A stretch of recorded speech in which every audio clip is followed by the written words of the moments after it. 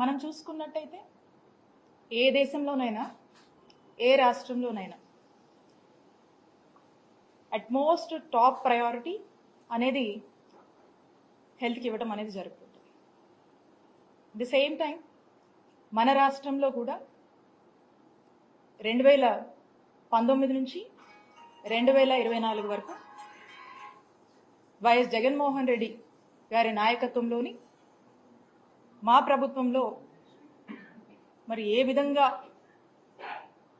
Comprehensive health care అనేది అందరికీ అందించడము, పేద ప్రజలకు మెరుగైన వైద్య సేవల్ని ఉచితంగా నాణ్యమైన వైద్య సేవల్ని మరి ఏ విధంగా డోర్ స్టెప్స్ వరకు కూడా ఇచ్చేటువంటి ఒక ఆలోచన చేయడం కానీ, మరి దీన్ని అనేక ఇనిషియేటివ్స్ అనేక స్కీమ్స్ని తీసుకొచ్చి వీటిని ఇంప్లిమెంట్ చేయడం కానీ ఏ విధంగా మనం చేశాము అనేటువంటి విషయాలు కూడా మీ అందరితో కూడా పంచుకుంటాను.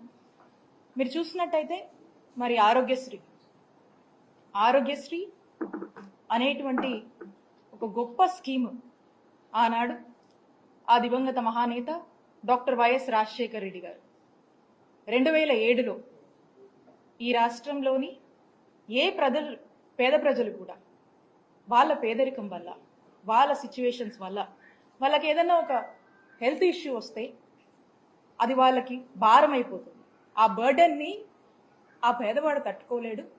దానివల్ల అనేక ఇబ్బందుల పాలయ్యి దానివల్ల ఏ విధంగా ఆ కుటుంబం ఇబ్బందుల పాలై నష్టపోతుంది, ఏ విధంగా బాధపడుతుంది అని చెప్పి ఆ బాధ ప్రభుత్వం బాధ్యత అని భావించి ఆనాడు వైఎస్ రాజశేఖర్ రెడ్డి గారు ఆరోగ్యశ్రీ అనే ఒక పథకం తన మేధస్సులోంచి ఆలోచించి తీసుకొచ్చినటువంటి ఒక గొప్ప పథకం. వైఎస్ఆర్ గారి బ్రెయిన్ చైల్డ్ అని చెప్పి గర్వంగా చెప్పుకునేటువంటి ఒక పథకం.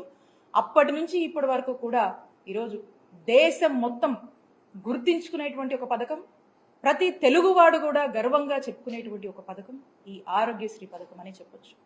మరి అలాంటి ఆరోగ్యశ్రీ పథకం అప్పుడు వైఎస్ఆర్ గారి హయాంలో మొదలై అప్పటి నుంచి కూడా అంచెలంచెలుగా కూడా ఏ విధంగా మరి జగన్మోహన్ రెడ్డి గారి ప్రభుత్వంలో మనము ఎంత గొప్పగా దీన్ని అమలు చేశామని మనం చెప్పొచ్చు. మరి